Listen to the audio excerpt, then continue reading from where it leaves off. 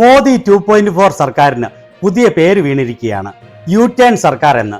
മോദി സർക്കാർ കൊണ്ടുവന്ന 4 ബില്ലുകളാണ് രാഹുലിന്റെ ഒരൊറ്റ ട്വീറ്റോടുകൂടി റദ്ദാക്കേണ്ടി വന്നത്.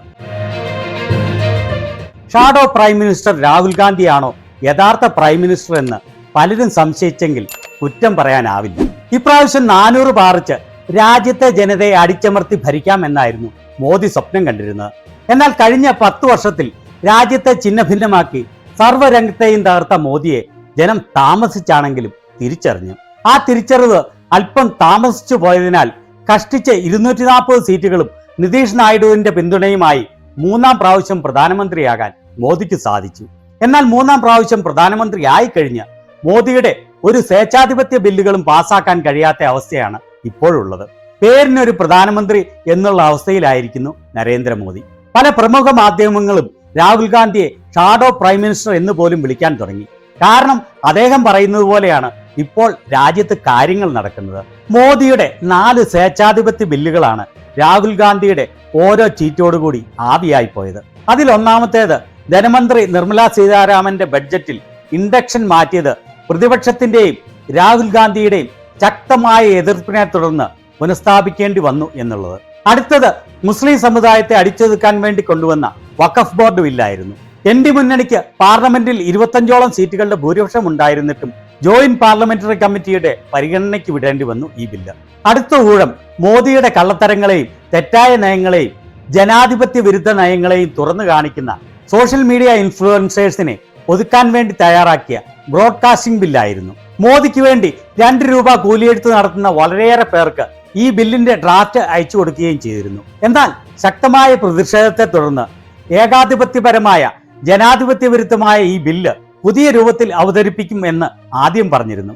ഇപ്പോഴിതാ തീരുമാനമെടുത്തിരിക്കുകയാണ് ബ്രോഡ്കാസ്റ്റിംഗ് ബിൽ ഇനി കൊണ്ടുവരുന്ന കാര്യം പരിഗണിക്കുന്നില്ല എന്ന്. ഏറ്റവും പുതുതായി രാജ്യത്തെ ഭരണഘടനാ സ്ഥാപനങ്ങളിലേക്ക് RSSകാരെയും അദാനിയുടെയും അംബാനിയുടെയും ആൾക്കാരെയും തിരികെ കയറ്റുന്നതിനു വേണ്ടി കൊണ്ടുവന്ന ലാറ്ററൽ എൻട്രി പദ്ധതി പിൻവലിച്ചിരിക്കുകയാണ്. രാഹുൽ ഗാന്ധി ഇതിനെതിരെ ശക്തമായി രംഗത്ത് വന്നിരുന്നു. IAS, IPS, IFS തുടങ്ങിയ ഉന്നത സ്ഥാനങ്ങളിലേക്ക് പരീക്ഷ എഴുതാതെ റിസർവേഷൻ പരിഗണിക്കാതെ 45 പേരെ നിയമിക്കാനായിരുന്നു തീരുമാനമെടുത്തിരുന്നത്. അതുവഴി എല്ലാ ഭരണഘടനാ സ്ഥാപനങ്ങളെയും പൂർണ്ണമായി RSSന്റെയും അദാനിയുടെയും അംബാനിയുടെയും കൈപ്പിടിയിൽ ഒതുക്കുകയായിരുന്നു ലക്ഷ്യം. ഇതിനെതിരെ ശക്തമായ പ്രതിഷേധം വന്നപ്പോൾ മോദിയുടെ കൂലിയെഴുത്തുകാർ ഇതിനെ ന്യായീകരിച്ചുകൊണ്ട് രംഗത്തെത്തി.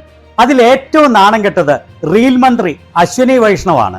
ഇതിനെ ന്യായീകരിച്ചുകൊണ്ടുള്ള അദ്ദേഹത്തിന്റെ ഓഗസ്റ്റ് 18 ട്വീറ്റാണ് ഇത്. അതിൽ പറഞ്ഞിരിക്കുന്നത് കോൺഗ്രസിന്റെ ലാറ്ററൽ എൻട്രിക്കെതിരെയുള്ള ഹിപ്പോക്രസി വളരെ വ്യക്തമാണ്.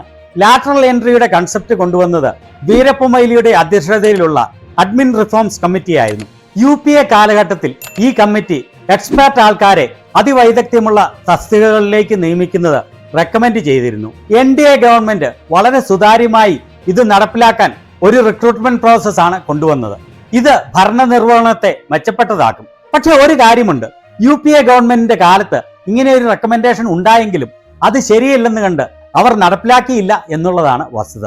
അതും ഈ 45-50 പേരെ നിയമിക്കാനുള്ള റെക്കമെൻഡേഷൻ ആയിരുന്നില്ല, 1-2 അതിവൈദഗ്ധ്യമുള്ള വ്യക്തികളെ നിയമിക്കാനുള്ള റെക്കമെൻഡേഷൻ ആയിരുന്നു. എന്നാൽ UPA ഗവൺമെന്റ് അത് ശരിയല്ല എന്ന് പറഞ്ഞുകൊണ്ട് നടപ്പിലാക്കിയില്ല. അതിനെയാണ് UPA ഗവൺമെന്റ് കാലഘട്ടത്തിൽ കൊണ്ടുവന്ന റെക്കമെൻഡേഷൻ ആണ് എന്ന് പറഞ്ഞ് 2 രൂപ കൂലികളെ പോലെ റീൽ മന്ത്രി ന്യായീകരിക്കാൻ ശ്രമിച്ചത്. എന്നാൽ കൃത്യം 2 ദിവസത്തിന് ശേഷം പ്രതിഷേധത്തെ തുടർന്ന് ഈ നീക്കം പിൻവലിച്ചതിന് ശേഷമുള്ള റീൽ മന്ത്രിയുടെ ട്വീറ്റ് കണ്ടോ? ബഹുമാനപ്പെട്ട പ്രധാനമന്ത്രി എപ്പോഴും സാമൂഹിക നീതിയിൽ അടിയുറച്ച് വിശ്വസിക്കുന്നു. അദ്ദേഹത്തിന്റെ പദ്ധതികൾ സമൂഹത്തിന്റെ താഴെക്കിടയിലുള്ളവരുടെ ഉന്നമനത്തിന് കാരണമായി.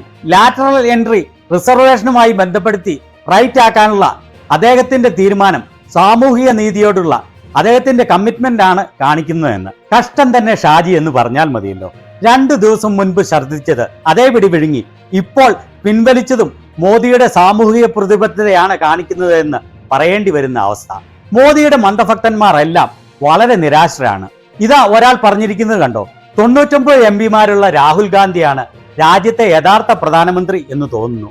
അദ്ദേഹത്തിന് ബാധ്യതകളും ഉത്തരവാദിത്തങ്ങളും ഒന്നുമില്ലാത്ത എല്ലാ അധികാരങ്ങളുമുണ്ട്.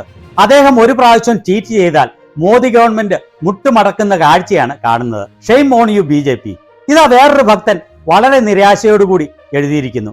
വാ മോദിജി വാ, നിങ്ങൾ ഇത്ര ബലഹീനനായോ? സ്വന്തം തീരുമാനങ്ങൾ പ്രതിപക്ഷം സമരം ചെയ്യുമെന്ന് കണ്ട് പിൻവലിക്കുന്നു. നിങ്ങളെക്കാൾ പറഞ്ഞത് ചെയ്യുന്ന കോൺഗ്രസ് ആണ് മെച്ചം. ഇങ്ങനെയാണോ രാജ്യത്തെ നയിക്കാൻ പോകുന്നത്? ജനങ്ങൾ താങ്കളിൽ നിന്ന് അകന്നു പോകും. താങ്കളുടെ തീരുമാനം പുനഃപരിശോധിക്കുക. ഗോദി മീഡിയയിലുള്ള നിഷ്പക്ഷനായ ഏക വ്യക്തി ഇന്ത്യ ടുഡേയുടെ രാജ്ദീപ് സർദേശായിയുടെ ട്വീറ്റ് ഇങ്ങനെയായിരുന്നു: ലാറ്ററൽ എൻട്രി പരസ്യം കൊടുത്ത് 24 മണിക്കൂറിനുള്ളിൽ UPSC അത് പിൻവലിച്ചു. വഖഫ് ബോർഡ് ബിൽ ജോയിന്റ് പാർലമെന്ററി കമ്മിറ്റിയുടെ പരിഗണനയ്ക്ക് അയച്ചു. ബ്രോഡ്കാസ്റ്റിംഗ് സർവീസ് ബിൽ പിൻവലിച്ചു. One nation one election plan തൽക്കാലത്തേക്ക് മാറ്റിവെച്ചു. ചുരുക്കി പറഞ്ഞാൽ 10 വർഷം ഏകപക്ഷീയമായി തീരുമാനങ്ങൾ എടുത്തിരുന്നെങ്കിൽ ഇപ്പോൾ NDA 3.0യ്ക്ക് സഖ്യകക്ഷികളുടെയും പ്രതിപക്ഷത്തിന്റെയും സമവായത്തിലൂടെ മാത്രമേ ബില്ലുകൾ പാസ്സാക്കാനാവൂ. ദിനം പ്രതി ഓരോ കാര്യത്തിലും ഇങ്ങനെ U-ടേൺ എടുക്കേണ്ടി വരുന്ന വളരെ ദുർബലമായ മോദി 2.4 സർക്കാരിനെ കുറിച്ച് നിങ്ങൾ എന്തു പറയുന്നു?